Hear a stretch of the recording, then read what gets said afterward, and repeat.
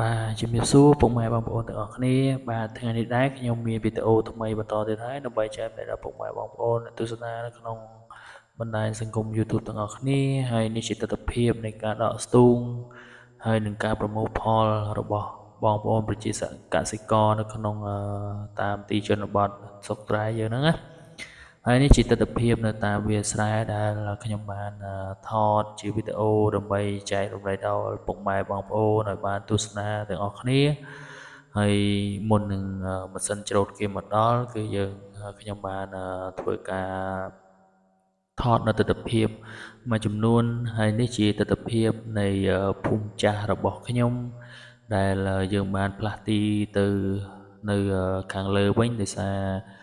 ភូមិចាស់នេះគឺពិបាកផ្លូវចូលមែនទែននៅពេលខែវស្សាគឺមានការលិចទឹកលិចអីហើយនេះជាសកម្មភាពនៃម៉ាស៊ីនច្រូតកាត់នៅស្រូវរបស់ខ្ញុំបាទគឺយើងបានជួលម៉ាស៊ីនច្រូតដើម្បីប្រមូលផលនៅស្រូវប្រាំងបាទហើយចំពោះពុកម៉ែបងប្អូនមិនដឹងថាក្នុងខែហ្នឹងប្រមូលផលដូចទៅមកខាងខ្ញុំដែរអត់ចឹងណាបាទហើយនេះទស្សនវិជ្ជានៃការស្រូតស្រូវបន្តទៀតនៅក្នុងស្រូវរបស់ខ្ញុំបាទហើយយើងនឹងធ្វើការបន្តផ្សព្វផ្សាយដើម្បីឲ្យពុកម៉ែបងប្អូនបានឃើញនៅទស្សនវិជ្ជានៅសកម្មភាពផ្សេងៗនៃការប្រមូលផលហើយនេះជាសកម្មភាពម៉ាស៊ីនដែលបានចុះមកច្រូតស្រូវដើម្បីឲ្យនៃការប្រមូលផលរបស់យើងបន្តទៀតហើយយើងក៏បានធ្វើការផលិតនៅជាវីដេអូដើម្បីចែករំលែកដល់ពុកម៉ែបងប្អូនឲ្យបានទស្សនាទាំងអស់គ្នាអញ្ចឹងណាបងប្អូនហើយ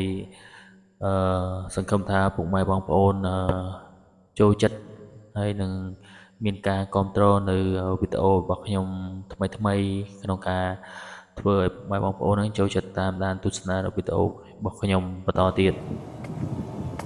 ហើយនេះជាទស្សនវិជ្ជារបស់ខ្ញុំបាទដែលយើងទៅនៃពីការប្រមូលផលហើយយើងក៏ចាប់ដើមដាំនៅកូនចេកនៅក្នុងភូមិចាស់របស់យើងដើម្បីយកស្លឹកហើយនឹងផ្លែ